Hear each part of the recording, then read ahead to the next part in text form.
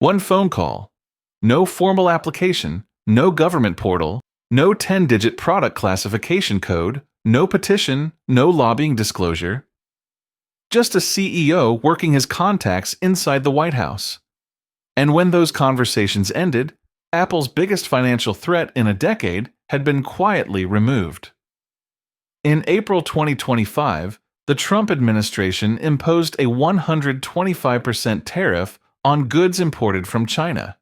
For Apple, which builds 90% of its iPhones there, analysts describe the situation as, quote, tariff economic Armageddon. One Wall Street firm estimated it would raise Apple's annual production costs by $50 billion.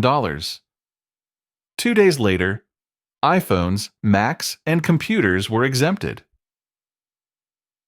Tim Cook had worked the phones. 236,000 small business importers did not have those phone numbers.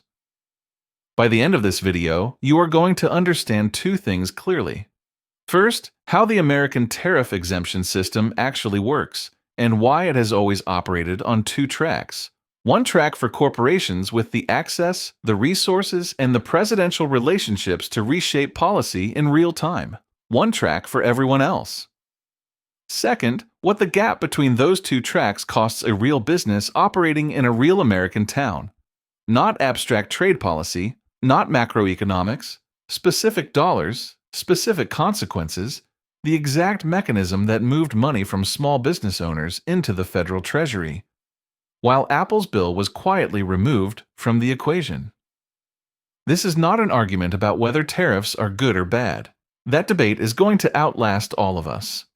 This is a story about who has access to the system when the rules change overnight, and who has to absorb it alone. To understand how Tim Cook got those calls through, you need to go back to 2018. The first Trump administration launched its trade war with China using Section 301 of the Trade Act of 1974, a Cold War-era statute written to give the president emergency authority to impose tariffs when a foreign country's trade practices threaten American economic interests. The law was designed for national crises. It was not designed with a relief mechanism for American businesses caught in the crossfire. So the United States Trade Representative, the USTR, built one. They created an exclusion portal. In theory, any American company could file a request to exempt a specific product from the tariff. The process worked like this. You identified your product using its 10-digit harmonized tariff schedule code, a federal classification system with over 17,000 individual product categories. You filed one form per product. You described why the tariff would cause economic harm to your specific business. You submitted the form, then you waited. In 2018 and 2019, the USTR received over 50,000 exclusion requests. The average processing time was 9 months, and a pattern emerged in who got approved. The companies most likely to receive exemptions were the ones with the legal infrastructure to file hundreds of requests simultaneously. Trade attorneys who already knew the correct codes, who could draft compelling harm narratives, and who could follow up directly with agency staff when requests stalled. A small hardware importer, a specialty food distributor, a family-owned parts manufacturer, they often filed 1 or 2 requests, waited for months, and received a denial with no explanation and no pathway to appeal. Many never filed at all. They didn't know the portal existed. And then there was Apple's approach. In 2019, Tim Cook met personally with President Trump and negotiated exemptions for components used in the Mac Pro. Trump said publicly that Cook had been, quote, very persuasive. Cook then gifted Trump one of the first Mac Pros off the assembly line, a $6,000 computer, as a symbol of the arrangement. The tariff problem was gone. In 2025, the tariffs were far larger. The portal was the same. So were the two tracks. Here is exactly how the April 2025 exemption unfolded. On April 9th, the Trump administration raised tariffs on Chinese imports to 125%. Apple's stock dropped sharply. Analysts began modeling iPhone prices at $2,300, Wedbush Securities published a note calling the situation tariff economic Armageddon for Apple specifically. Tim Cook called Commerce Secretary Howard Lutnick directly. He spoke with other senior White House officials. He explained how the tariffs would force Apple to raise iPhone prices in a way that would damage American consumers. He was careful, according to reporting by the Washington Post, not to say a single negative word about the administration's policies in public. On Friday, April 11th, 2 days after the 125% tariff took effect, U.S. Customs and Border Protection released a guidance notice late in the evening exempting smartphones, computers, and semiconductors from the levy. A presidential memorandum followed the next morning. Trump later confirmed to reporters that he had, quote, helped Tim Cook recently. Now here is what the exemption was actually worth. And this is where the title of this video understates the story. Even with the iPhone exemption secured, Apple CEO Tim Cook told investors in May 2025 that tariffs would still cost the company approximately $900 million in a single quarter, just on accessories, repair components, and supply chain items that weren't covered by the exemption.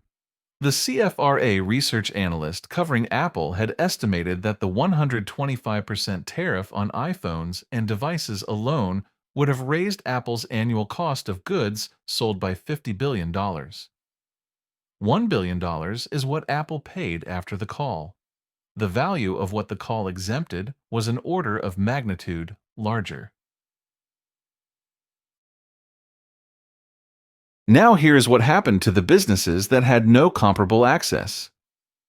They navigated the USTR portal.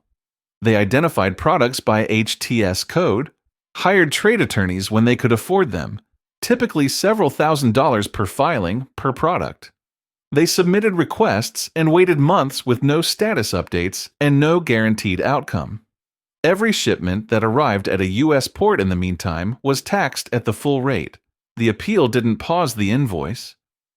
Small and mid-sized businesses saw their tariff bills nearly triple over the course of 12 months.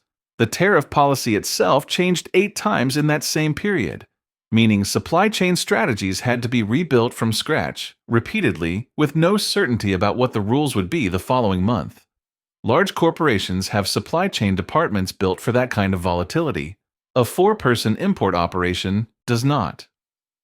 The Center for American Progress calculated that in just the first 6 months after April 2025, the average small business importer paid $151,000 in additional tariff costs. Annualized, for businesses carrying full inventory into 2026, that number exceeds $500,000 per year.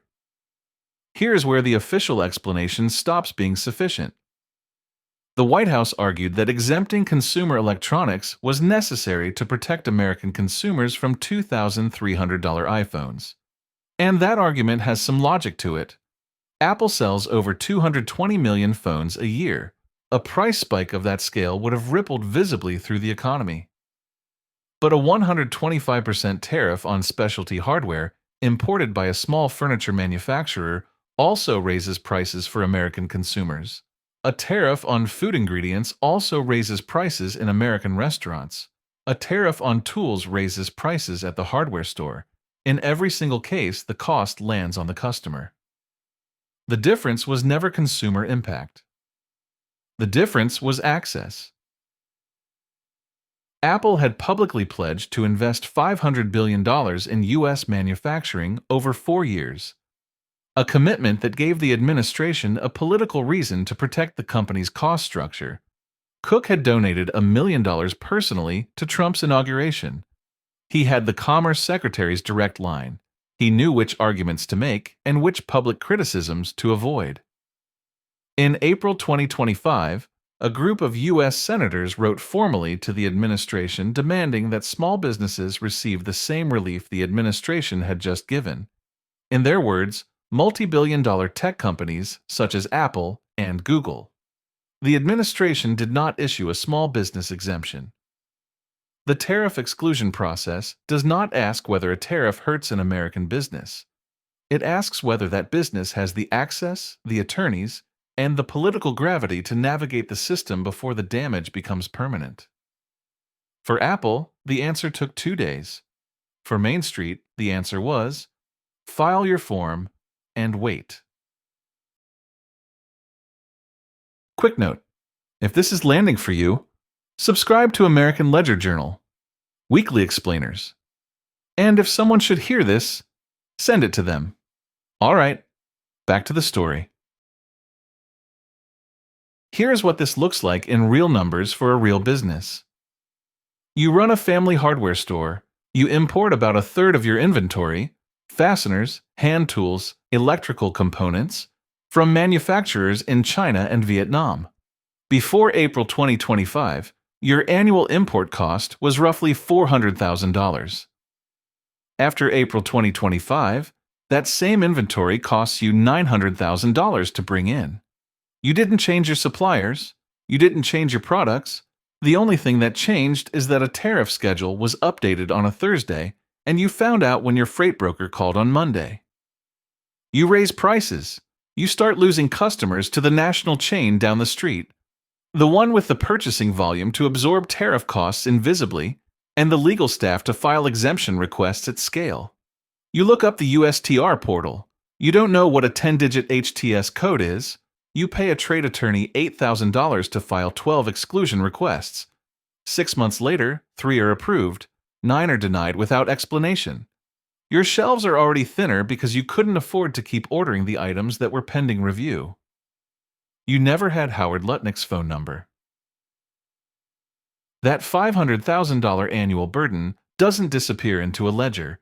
It becomes higher prices at your register. It becomes a store that closes. It becomes a job that is gone from a town that had fewer jobs to lose. The tariff didn't raise Apple's prices. Apple got the call through. The tariff raised yours. Here is what the ledger says. The American tariff system is not a wall.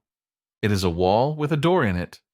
The door is technically open to any company that knows it exists, can afford the attorneys to work the portal, and has a direct relationship with the administration imposing the tariffs. For 236,000 small business importers, that door was invisible at best and locked at worst. For Apple, it opened in 2 days. This is what access to power actually looks like in America. Not a briefcase of cash, not a shadowy backroom. It looks like a CEO who donated $1 million to the inauguration, who had the Commerce Secretary's direct line, who kept his public silence while quietly working every available contact inside the administration, and whose company was simply too large and too visible for the White House to let fail. The hardware store on Main Street had none of those cards. It had a government portal, a 9-month wait, and a bill it could not afford to pay. The ledger is clear. The tariff was not applied equally. It was applied to whoever couldn't get out of the way.